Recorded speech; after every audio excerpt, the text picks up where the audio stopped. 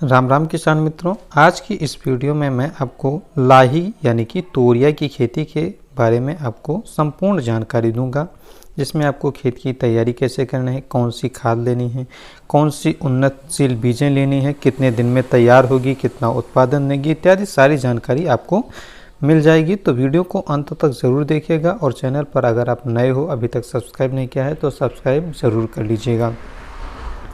सबसे पहले बात करते हैं खेत की तैयारी की। तो सबसे पहले खेत की तैयारी के लिए आपको उसे जुताना होगा। याद रखिएगा कि खेत को जुताई करते समय ध्यान रखिए कि खरपतवार ना हो।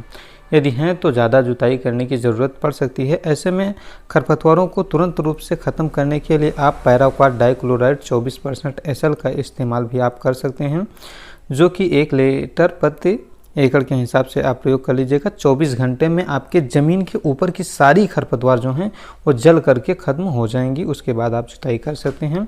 24 घंटे बाद आपको जुताई हर हाल में कर देना है। इससे क्या होगा कि अच्छे से आपका खेत बन जाएगा और उसके बाद में 2 जुताई कर दीजिए, गहरी जुताई कीजिए, आपका खेत बन जाएगा।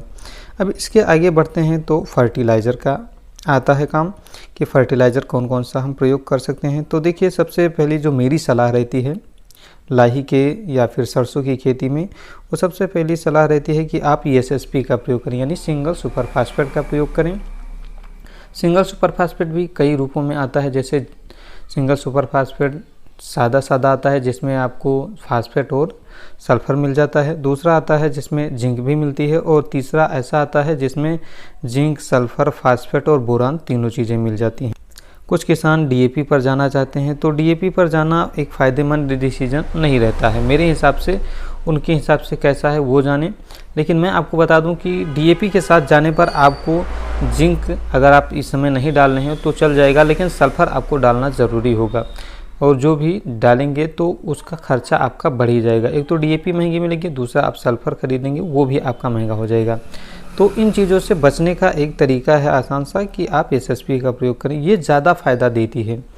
आप DAP के साथ जाना चाहते हैं तो आपको मैं सजेशन दूंगा जो तीसरे नंबर का मैंने सिंगल सुपर फास्फेट है, जिसमें फास्फेट है, सल्फ़र है, जिंक है, बोरान है, उसके साथ आप डालें।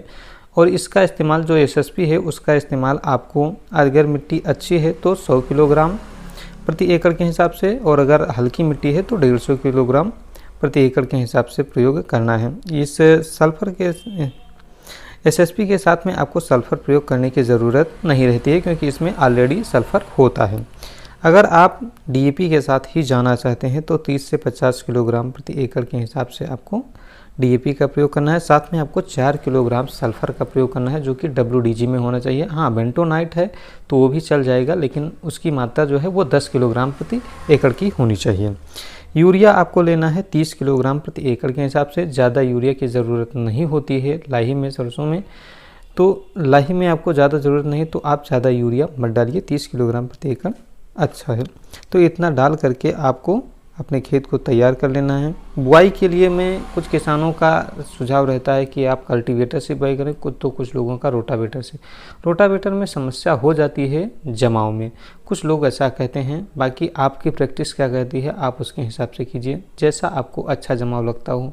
रोटावेटर से आता है तो रोटावेटर प्रयोग कीजिए, कल्टीवेटर से आ रहा है तो कल्टीवेटर से प्रयोग कीजिए। वैसे हमारे यहाँ ज़्यादातर किसान जो हैं वो कल्टीवेटर से ही जुताई करके उसके बाद बुआई करना चाहते हैं, क्योंकि रोटावेटर में अक्सर शिकायतें आ जाती हैं। खैर, ये तो आपके ऊपर निर्भर करता है कि आप कौन सा प्रयोग करना चाहेंगे। अब अगली बात होगी खरपतवार नाशक की, क्योंकि क्या है कि लाही की फसल है या सरसों की फसल हो, जो भी हो, इसमें आपको खरपतवार नाशक का इस्तेमाल बुआई के तुरंत बाद कर लेना है, जो कि 72 घंटे के अंदर आपको कर लेना है, तब आपके खरपतवार उगेंगे ही नहीं।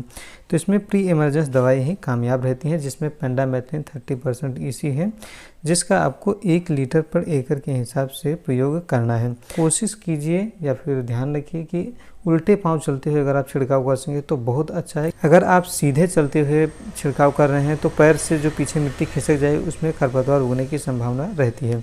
अगर बात करें पोस्ट इमरजेंसी में, तो वैसे खरपतवार नाशक का छिड़काव करने की ज़रूरत नहीं ही पड़ती है। फिर भी अगर पड़ रही है तो आप क्लोडिनोफास प्रोपार्जिल जो आता है उसका आप प्रयोग कर सकते हैं, जो कि 160 ग्राम प्रति एकड़ के हिसाब से प्रयोग करना रहता है। दूसरी बात सिंचाई की बात करें तो सिंचाई आपको 2 करनी होती है और नहीं भी करनी पड़ सकती है, क्योंकि सितंबर अक्टूबर के महीने में अक्सर हल्की फुल्की बारिश हो ही जाती है, तो इसमें सिंचाई करने की ज़रूरत नहीं लेती है। फिर भी सिंचाई कब करनी है ये मैं आपको बता देता हूँ। 25 से 30 दिन पर जब क्रांतिक अवस्थाएँ होती हैं, कल्ले फूट रहे होते हैं, ऐसे समय में आपको सिंचाई करनी है।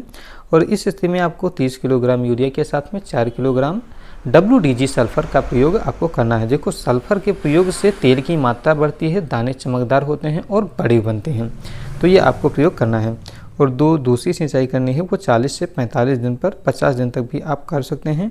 30 किलोग्राम यूरिया आपको प्रयोग करना है और 4 किलोग्राम सल्फ़र का प्रयोग करना है। देखो, जब फ्लावरिंग हो रही है ऐसे में आप बोरान का भी छिड़काव कर सकते हैं 100 ग्राम प्रति एकड़ के हिसाब से।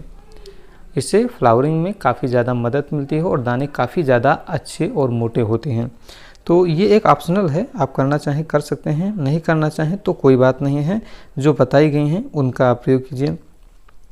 दूसरा बात मैं आपको बता दूं कि कीटों का प्रकोप अगर होता है तो हमें क्या प्रयोग करना है। देखिए, कीटों में ज़्यादातर जो है वो है माहू की समस्या आती है, तो इसके लिए आप इमिडाक्लोप्रिड 100 ml प्रति एकड़ के हिसाब से 200 लीटर पानी में प्रयोग कर सकते हैं, या फिर थायोमेथाक्सम जो आता है वो 80 ग्राम प्रति एकड़ के हिसाब से आप 150 से 200 लीटर पानी में प्रयोग कर लीजिएगा। या फिर एसिटामेप्रिड 20% ESP आता है, उसका भी आप 20 ग्राम प्रति एकड़ के हिसाब से प्रयोग कर सकते हैं। ये आपको माहू में काफ़ी ज़्यादा फ़ायदेमंद है और तुरंत निजात डाल देने वाला है, तो इनमें से आप किसी एक का प्रयोग कर लीजिए।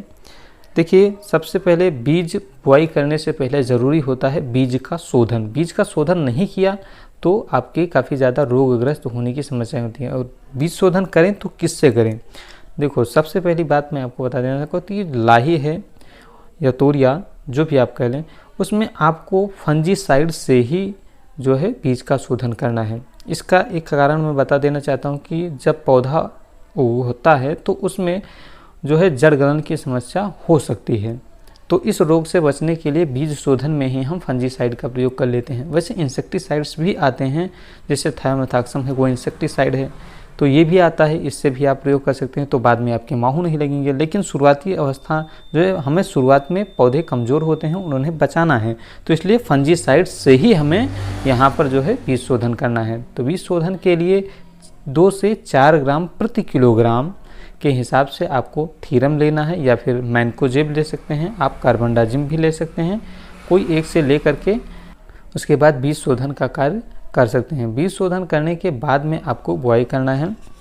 बुआई करने के लिए आपको, अगर आप लाइन टू लाइन बुआई करना चाहते हैं या ड्रिल मशीन है जिससे आप बुआई करना चाहते हैं, तो 1.5 किलोग्राम जो है वो पर्याप्त होती है। लेकिन अगर आप छिड़काव विधि से कर रहे हैं तो 2 किलोग्राम आपको बीज लगाने की ज़रूरत होती है। अब बात करते हैं उन्नतशील बीजों की, कौन कौन सी उन्नतशील प्रजातियां हैं।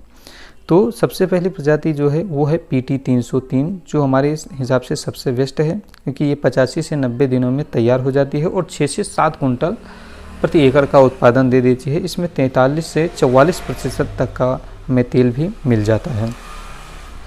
दूसरी प्रजाति की अगर बात करें तो इसका नाम है तपेश्वरी, जो कि 90 से 95 दिन में तैयार होती है। ये 5 से 6 कुंटल प्रति एकड़ का उत्पादन जो है देती है। इसमें जो है 42 से 43% तेल की मात्रा पाई जाती है। तीसरी प्रजाति की बात करें तो वो है PT 30, जो है 90 से 95 दिन में तैयार होती है, 5 कुंटल प्रति एकड़ का उत्पादन देती है, 42 से 44% तेल की मात्रा इसमें मिल जाती है। अगली प्रजाति है चौथी प्रजाति जिसे कहेंगे, तो ये है T9, जो कि 90 से 95 दिन में ही तैयार होती है, 4 से 5 कुंटल प्रति एकड़ का उत्पादन देती है और 41 से 43% तक का तेल मिल जाता है।